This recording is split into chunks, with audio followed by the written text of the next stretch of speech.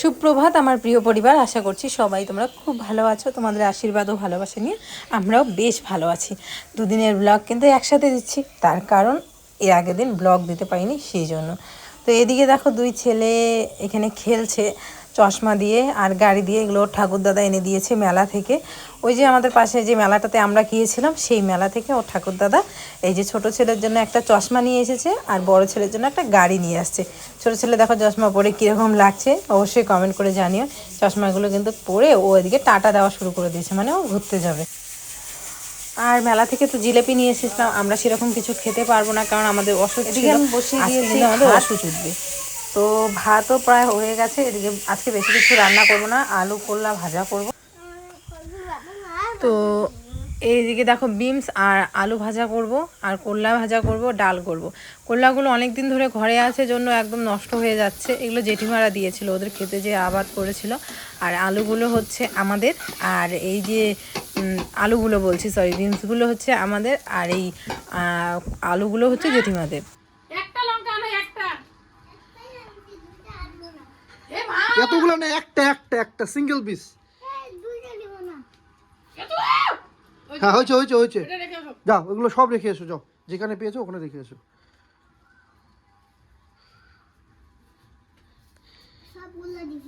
হ্যাঁ রেখে এসো। হ্যাঁ ও ভাইও নিচে লঙ্কা। হ্যাঁ হ্যাঁ হ্যাঁ, থাক থাক থাক থাক, তুমি চলে আসো বাবা।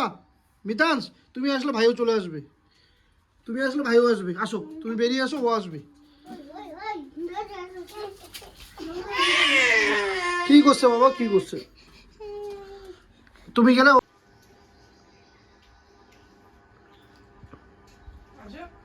রেজার আনতে হবে আর আজকে নিয়ে আসবো। ভাইয়ের পাপড়টা খেতে যাচ্ছে। হ্যাঁ দুষ্টু, বসো।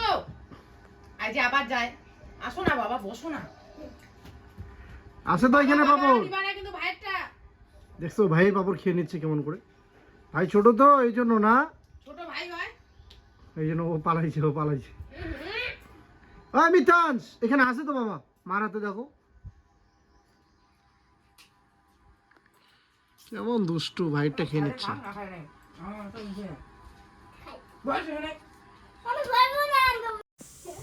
এদিকে বড় ছেলে রেডি হয়েছে, ওর বাবার সাথে একটুখানি বাজারে যাবে, যেহেতু আজকে ওষুধ কিন্তু আমাদের উঠে গেল। আমরা যেহেতু মানে কোথাও যাবো না ওখানে, মানে শ্রাদ্ধ বাড়িতে বাবা গিয়েছিল, জেঠিমা ওরা গিয়েছে, তো যাব না। তো আমাদের তো মাছ মুখ করতে হবে, কারণ বাড়িতে আজকে মাছ ঢুকাতে হয়। জেঠিমা বলেছে আজকে একটু হলেও মাছ বাজার থেকে নিয়ে এসে কিন্তু খাবা, বাচ্চাগুলোকে খাওয়াবা। তো সেই জন্য ওর বাবার সাথে গিয়ে বাজার থেকে মাছ নিয়ে আসবে, সেই মাছ রান্না করব। রান্না বলতে ভাজা করব, আজকে শর্টকাট রান্না করব। এদিকে রাতের বেলা তোমাদের দাদাভাই গেছে একটা বার্থডেতে, তো যার কারণে আমি প্রেসারে ভাত বসালাম। আর এদিকে চা বানাচ্ছে তোমাদের দাদাভাই সন্ধ্যার দিকে।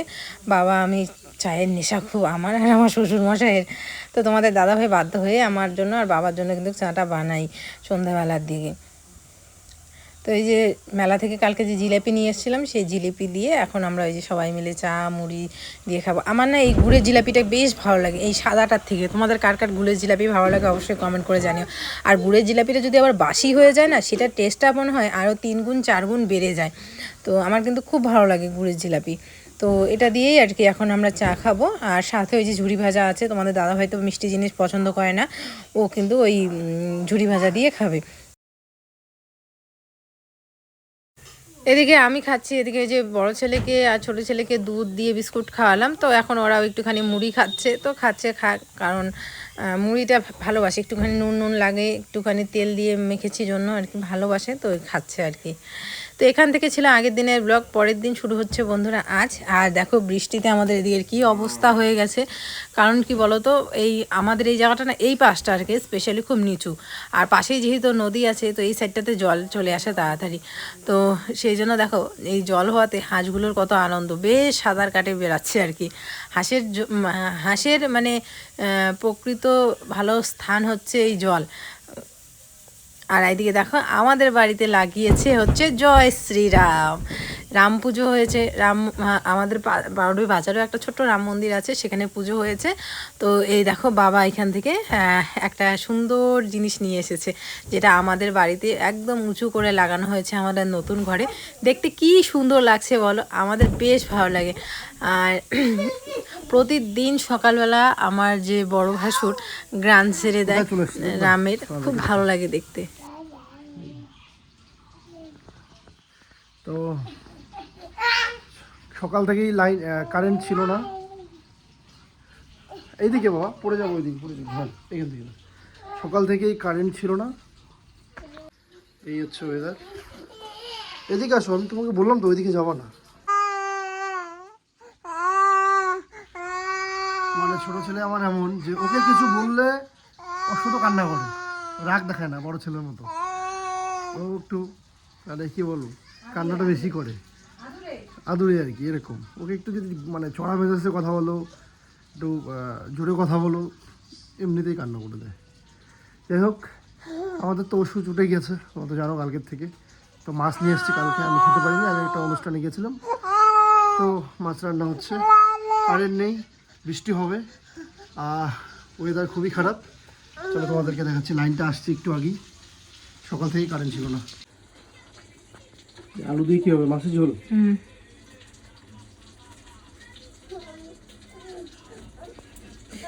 ওর বাবার পিছন পিছন ঘুরতেছে বাইকে ওঠার জন্য। ঘুম যাবা, ঘুম ঘুম কই, ঘুম কই। মাছের মাথা নিয়ে আসছিলাম কালকে, রুই মাছের মাথা। হ্যাঁ ওই দেখো দেখো কাউকে খুলে ওঠে করে করে করে শক্তি দেখো কি দেখাই। দেখো দেখো বাবা, দাঁড়াও বাবা, দাঁড়াও।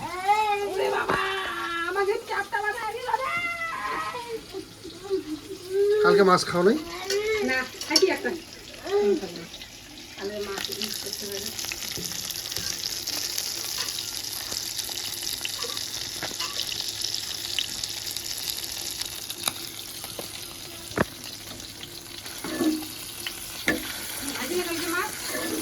না, মাংস খাইছি।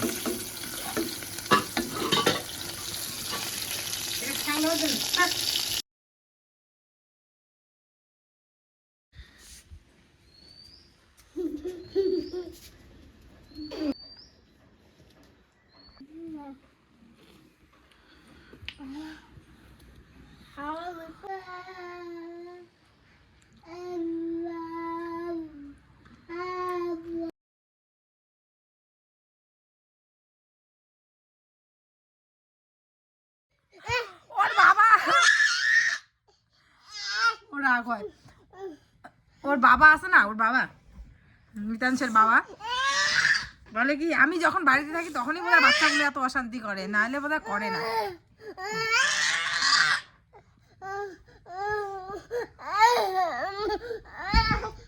আমাকে ধরলে আবার মিথিলের রাগ উঠে, মানে আমি যদি চিল্লাই, ওর দাদা যদি ধরে তাহলে ভাবে কি আমাকে বোধহয় ডাঙ্গি দিচ্ছে, তখন আবার না করে।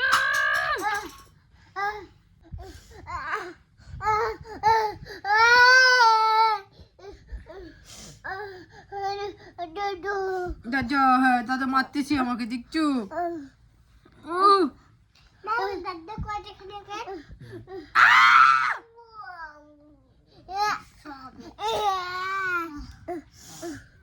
অত্যাচার করে রে এগুলা বাচ্চা। ও ও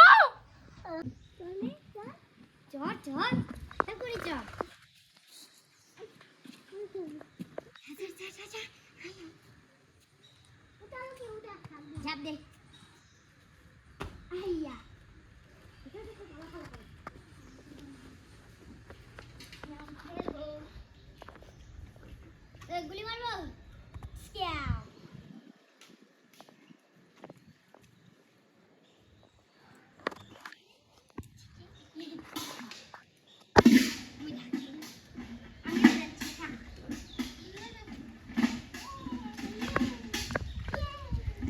মিতাস, কয়টা বাজে এখন? কয়টা বাজে? কয়টা বাজে?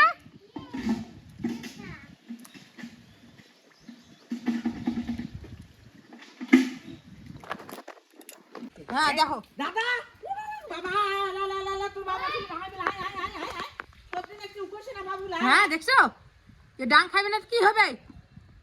আয় আয় তোর বাবা লাগে সেই যায় না বিয়েলে বাড়ি আয় আয় আয় এদিকে এদিকে এমনি একটা সর্দি নেছি হ্যাঁ তুমি যাও না তো যাও আমি একাই বাড়ি নিয়ে যাবো তুমি যাও না বললি না না পাজি রাখতে নেবে একাই পার হয়ে যাবে যাও না তুমি যাও আমি এখানে আছি তো দেখছেন কেমন দেওয়ানিগিরি করে আসুক খালি আজ রেকর্ড করে ছোঁয়া ধরছেন সব দেখবে তোর বাপ সব দেখবে আয় জলত কেমন করে কি করে ধরছিস তো সব দেখবে রোজ আয় আয় এলাই আরে আরে খালি এক সেকেন্ডও দেরি না করে যায় তুমুর তুই বার হতো তুমুর তুমি যাও তুই একটা ধরম পড়ে উল্টে পড়ে যাবো হ্যাঁ ধর কর কর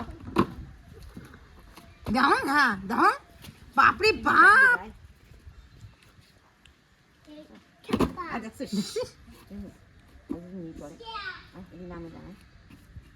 দেখো সিগারে না ডান্ডাটা করছে ভাঙি যাবে আমার সিগার খান কায়া লেগেতে হ্যাঁ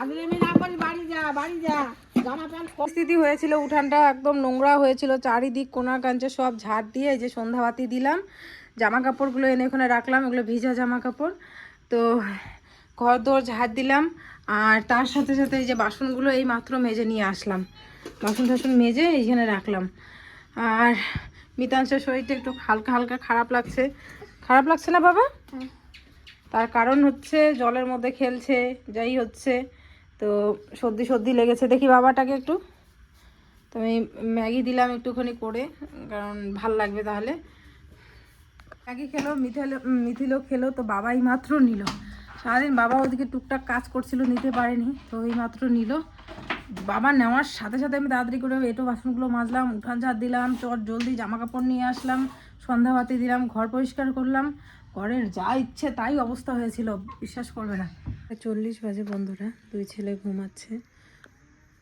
করতে পারছে শুনতে পারছো দুজন নেই বমি করে দিয়েছে মানে কি বলবো দুজনেরই শরীর ভালো না এই দেখো কতগুলো বমি কাঁথা একদম সব বড় বড় কাঁথা ভর্তি মানে আমি শেষ হয়ে যাচ্ছি দুজনেই বমি করে ভাসিয়েছে সারাটা দিন প্রচুর দুষ্টামি করেছে সেটা করবে স্বাভাবিক বাচ্চারা তো মিতাংশ যেভাবে জল ঘাটে যেভাবে যা করে ওরও সর্দি লেগেছে মিথিলেরও সর্দি লেগেছে সর্দিতে নাক বন্ধ হয়ে যাচ্ছে স্বাভাবিক ব্যাপার তো সেই জন্য একদম বমি করে সারা মানে বিছানাপত্র সব শেষ করে দিয়েছে বড় বড় কাঁথাগুলো নামালাম ওদের চেঞ্জ করলাম আবার এই যে ঘুমাচ্ছে এখন সত্যি মানে মাঝে মাঝে না আমার এত কষ্ট হয় মানে আমি সে কষ্টগুলো আমি মানে বলে বোঝাতে পারবো না আমার তখন মনে হয় কি যে কেন ভগবান মানে আমাকে বাঁচিয়ে রাখলো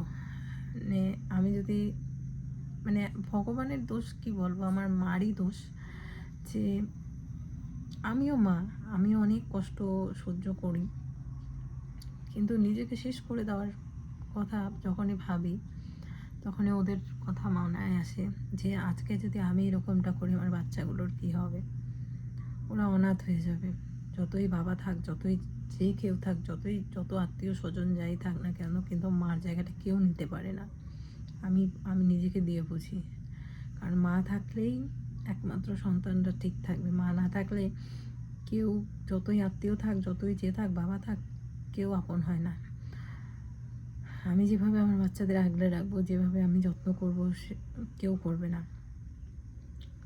মাঝে মাঝে ভাবি যে আমার মা আমার জন্য কি কষ্ট একটুকু সহ্য করতে পারলো না আমার মুখের দিকে তাকিয়ে কি নিজের জীবনটা রাখতে পারলো না খুব কষ্ট এসে গেছিলো যে আমার মুখটাও তার মনে পড়েনি এরকমটা করে ফেলেছে আমি জানি আমার মা যেটা করেছে এটা হিট অফ দ্য মোমেন্ট কারণ হয় অনেক সময় এরকম heat of the moment create হয়ে যায় কিন্তু তবুও খারাপ লাগে খুব খারাপ লাগে বন্ধুরা মানে মা ছাড়া মা হওয়াটা না খুব কষ্টের তোমরা এখন অনেক বলবে আমাকে ভিডিওতে কমেন্ট করে যে তোমার এই আছে সে আছে এ আছে সে আছে আমি জানি বন্ধুরা এ আছে সে আছে সবাই আছে কিন্তু কি বলো তো একটা মাই তার মেয়েকে বলবে তুই নিশ্চিন্তে ঘুমা, আমি তোর বাচ্চার জন্য সারা রাত জেগে থাকবো। একটা মাই বলবে তুই নিশ্চিন্তে থাক, তোর বাচ্চার সমস্ত কিছু আমি করব, তোর চিন্তা নেই।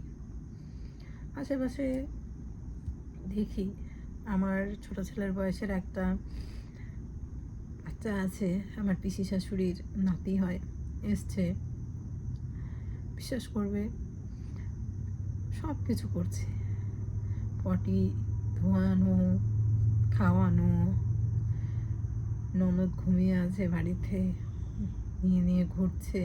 আমি জিজ্ঞেস করলাম ওর মা কই, বলে ঘুমাইতেছে, বাপের বাড়িতে তো রেস্ট করতেই আসছে। শুনে না বুকের ভেতরটা সত্যি ছেদ করে ওঠে যে আমি মিতান শোয়ার পর, মিথির হওয়ার পর একটা রাতও এরকমটা কাটেনি যে আমি নিশ্চিন্তে ঘুমাবো, আমার বাচ্চাকে কেউ দেখবে। একটা রাতও কাটেনি, একটা দিনও আমি সেই মায়ের মমতা বা বিশ্রাম পাই নাই। মা ছাড়া মা হওয়াটা খুব কষ্টের, খুব কঠিন লড়াই। হ্যাঁ, লড়াইটা হয়তো বা কয়েক বছরের, কারণ যখন ওরা বড় হয়ে যাবে সেই লড়াইটা আমার লড়তে হবে না, তখন হয়তো বা অন্যরকম আমার দিন যাবে। কিন্তু এই যে সিচুয়েশানটা, আমি তোমাদের বলে বোঝাতে পারবো না। আমার মেরুদণ্ডে এত ব্যথা, এত ব্যথা আমার মেরুদণ্ড, আমি যখন সোজা হয়ে শুই মনে হয় আমার মেরুদণ্ডটা দু টুকরো হয়ে গেছে, একদম দু টুকরো হয়ে গেছে। এই পাশ হলে ও পাশ হতে পারি না, ওই সাইড হলে এই সাইড হতে পারি না, বসলে উঠতে পারি না, এত কষ্ট ভাষায় প্রকাশ করতে পারবো না। তারপরে তো সংসারের কাজ আছে, মাঝে মাঝে না আমি ভেঙে পড়ি বন্ধুরা, আমার না খুব একা লাগে, আমার মনে হয় কিচ্ছু ভালো লাগে না। কিন্তু তখনই আমার যখন দুই ছেলের মুখ দেখি, তখনই আমার সব কষ্ট হয়তো বা দূর হয়ে যায়। তখন মনে হয় যে এদের জন্য আমাকে সব করতে হবে।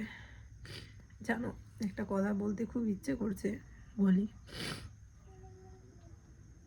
অনেকেই আমাকে বলে, অনেকেই বলে যে দুইটা আমার ছেলে বাচ্চা,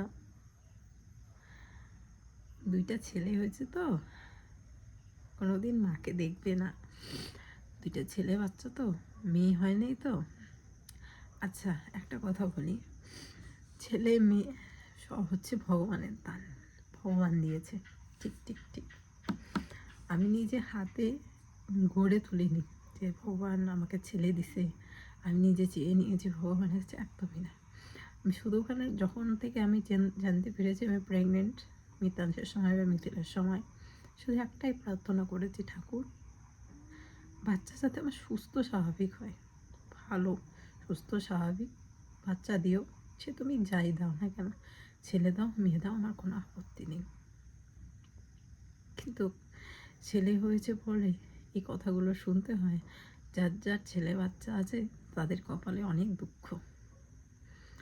দেখো, দুঃখ কষ্ট কি আছে না আছে, তার জন্য কি এখন থেকে আমার ছেলেদের ভালোবাসবো না, ছেলেদেরকে যত্ন করবো না, আদর করবো না? অবশ্যই করব। এখন তো ওরা বাচ্চা, ওদের ভালোবাসবো। শুধু বাচ্চা কেন, সেটা যতই বড় হয়ে যাক না কেন, আমার কাছে সেই বাচ্চাই থাকবে, আর আমি ঠিক ততটাই ভালোবাসবো। আর ছেলে হয়েছে জন্য কি ধুলে ছড়িয়ে দেবো? যার যার নাকি ছেলে বাচ্চা তাদের নাকি দুঃখের শেষ নেই। দেখা যাক, আমার কপালে যদি দুঃখ লেখা থাকে দুঃখ হবে, যদি সুখ লেখা থাকে সুখ থাকবে, আমার কোনো আপত্তি নেই। ছোটোবেলা থেকে আমি কম দুঃখ কষ্ট সহ্য করিনি। এই যে এতটা বছর আমার হয়েছে, আমি আজ 25টা বছর, আমার 25 বছরে আমি অনেক দুঃখ কষ্ট সহ্য করেছি, যেগুলো হয়তো আমি সোশ্যাল মিডিয়াতে বলতে পারবো না। অনেক দুঃখ কষ্ট সহ্য করেছি, তার মধ্যে যদি আরও কিছু দুঃখ কষ্ট যোগ হয় তাতে আর কি আসে যায়, তাই না? আর এটাও ঠিক, আমি ঠিক যেরকম ব্যবহার দিব, যেরকম করবো, ওরাও ঠিক আমার সাথে সেরকমটাই করবে।